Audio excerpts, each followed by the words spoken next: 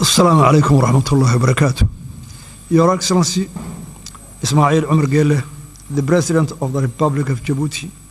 Your Excellency, Dr. Abiy Ahmed, the Prime Minister of Federal Democratic Republic of Ethiopia. Your Excellency, Mohammed Abdullahi Farmajo, President of Somalia.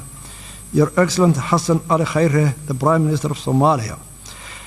Representatives of the chairperson of the African Union, if they are here. Your Excellency, Dr. Wargane Gebeyaho, the Executive Secretary of IGAD. Your Excellency, Donald Yamamoto, the U.S. Ambassador. Excellency, distinguished guests, ladies and gentlemen, all protocols observed, good afternoon.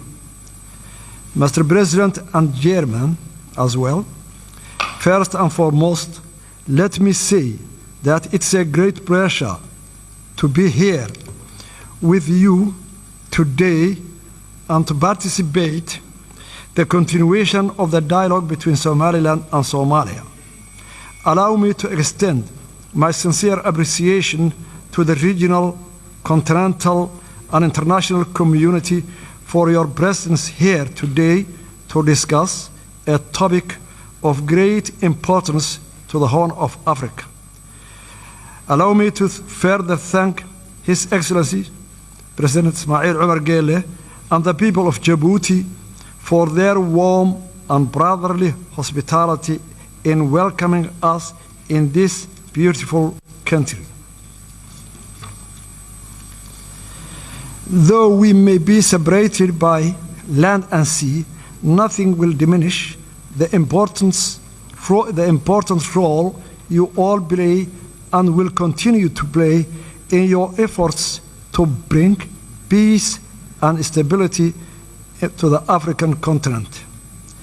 The region is suffering from a combination of unprecedented challenges, which range from the COVID-19 to environmental and socio-economic issues. Regional cooperation and hegemony is urgently required to steward the vulnerable to more prosperous and stable future. Restarting of these mediation talks with international support is an important factor in securing a more sustainable future in the fulfillment of onerous and worthy duty of building a safe, secure, and stable relationship for the people, for Somaliland and Somalia.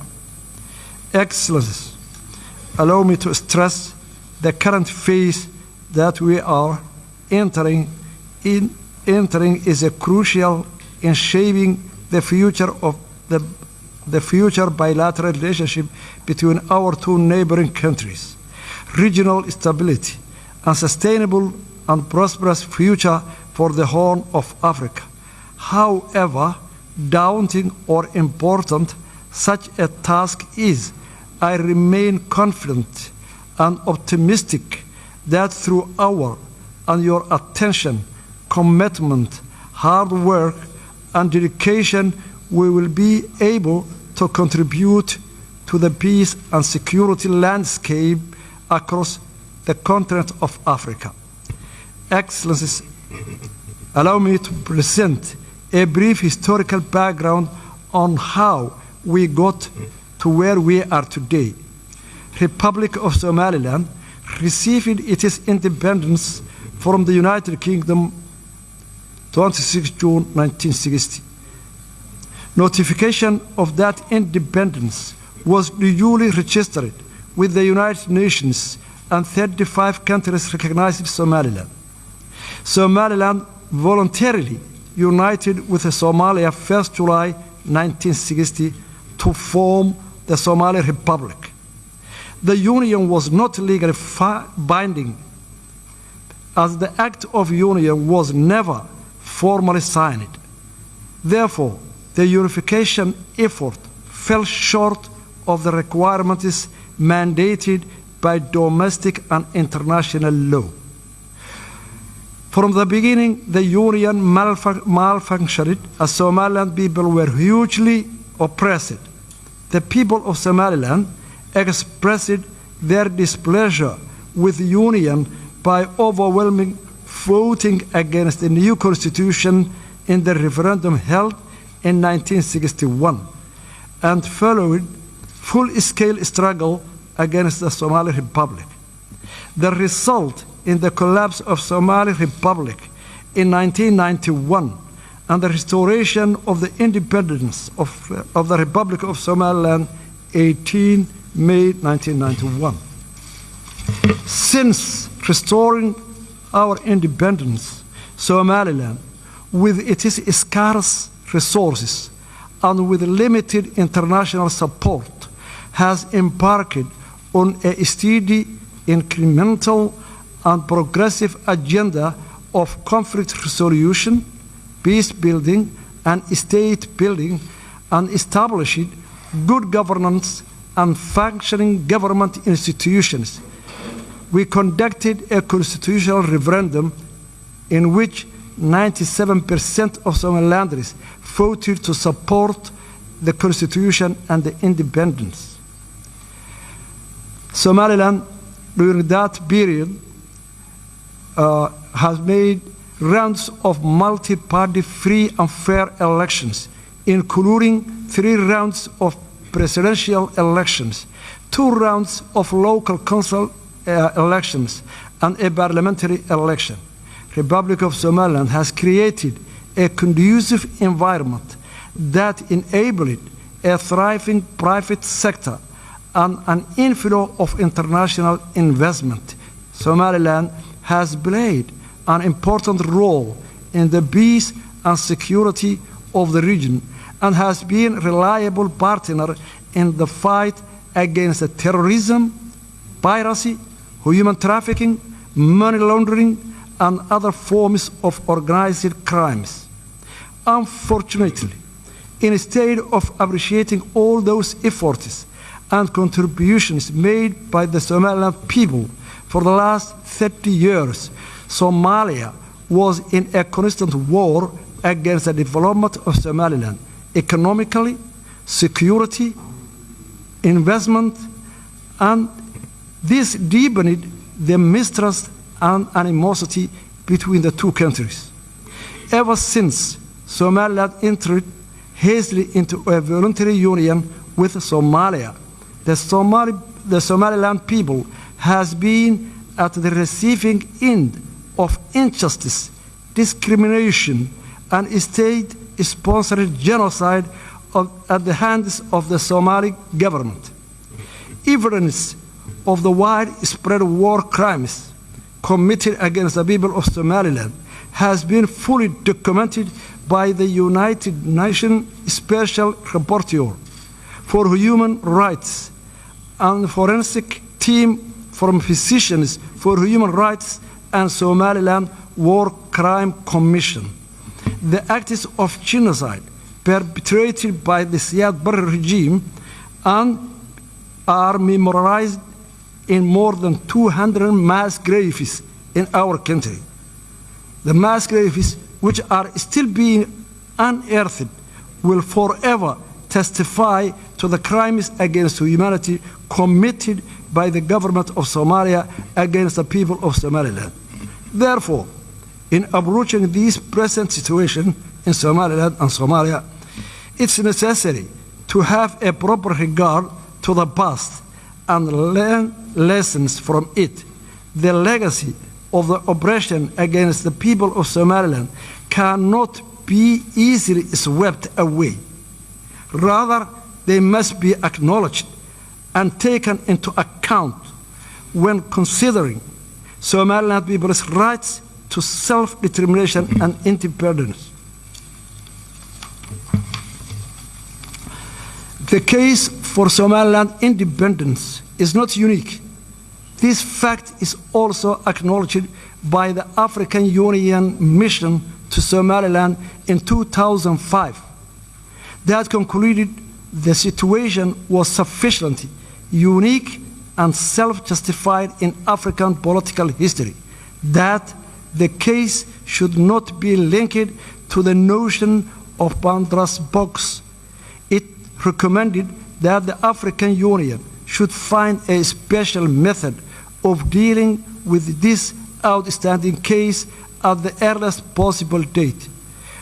Furthermore, the 2005 African Union Fact Mission to Somaliland reported that the plethora of problems confronting Somaliland are in part the legacy of political union with Somalia that malfunctioned and brought the destruction and ruin, thereby overburdening the population of Somaliland.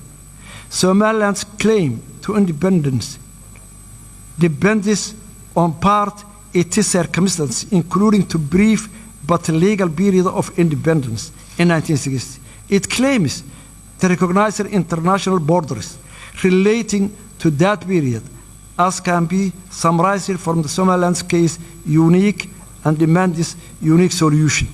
It does not create precedent for other unresolved conflicts in Africa or elsewhere. Somaliland's legal case for independence is the conformity with the international law. Somaliland satisfies the statehood criteria as set out in Montevideo Convention of 1933. Somaliland fulfills the conditions set out in Article 4P of the Constitutive Act of the African Union, which enshrines respect of borders existing on the achievement of independence, since Somaliland borders correspond to those received upon independence from the Great Britain. Somaliland is fully aware that the African context, the exercise of the right to self-determination is linked to the principle of respect for respecting boundaries. Somaliland's case for independence involves restoring borders of it possessed both as a colonial entity as an independent state. Between 1991 and 2000, the Organization of African Union considered to the break-up of two other unions. In 1989, Senegal opted to terminate its 7-year merger with Gambia as Senegambia Federation, and 1993, Eritrea formally seceded from Ethiopia. Furthermore, in supporting the Comprehensive Peace Agreement signed in 2005 and subsequently independence of South Sudan and its admission to the African Union, the African Union has accepted the break-up of Southern Sudan. The International Court of Justice, in its legal opinion on Kosovo, declared in 10-4 vote that the declaration of independence of Kosovo of the 17th February 2008 did not violate general international law, because the international law provides no prohibition on declaration of independence. Furthermore, the Arbitration Commission of Peace Conference to Yugoslavia produced a series of opinions on the validity of new states' claim to independence and conditions for recognition. The Commission determined, inter alia, the break-up of Yugoslavia was a case of dissolution rather than cession. Somaliland's pursuit of independence is not a case of cession, but rather dissolution of voluntary union between independent states. A number of African Union member states are also the product of failed union. Mali, Senegal, Gambia, and Egypt have all withdrawn from unions with their borders intact. The African Union has also accepted the independence of territories never previously enjoyed full sovereignty. Following the failure of the unity government, Republic of Somaliland exercised its inherent right to self-determination, which are consistent with the preamble of the United Nations 1948 Universal Declaration of Human Rights.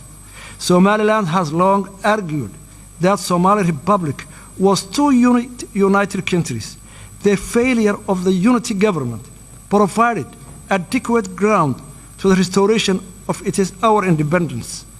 We believe in that the key to sustainable and peaceful future lies in the honest and sincere dialogue between Somaliland and Somalia under the auspices of neutral and impartial international mediation mechanism and a guarantor.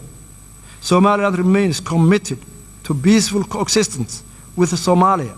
However, Somaliland insists in that the dialogue should be a two-state process with a substantive agenda that addresses the core issues of the dispute. Today, how can we proceed to this dialogue if the previously signed agreements in London, Istanbul, Accra, and Jabuuti were not implemented yet?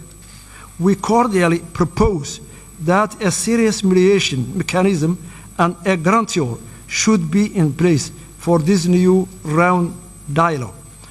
We thank Somalia for their sincere apology to the horror of yesteryear committed in Somaliland. The current generation of Somalia was, of course, not responsible for what the previous generations did, but it is acknowledgement of the wrongdoings of previous generation is significant and heartfelt appreciated by all Somalilanders.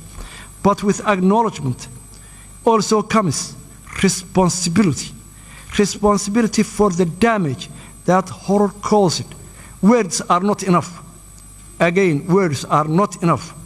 The horror of the past requires more than words. It requires actions. The act of recognizing and supporting the independence of Somaliland would go a long way to heal the wounds of the past and enable our states to embrace each other in our independent but closely interwoven futures.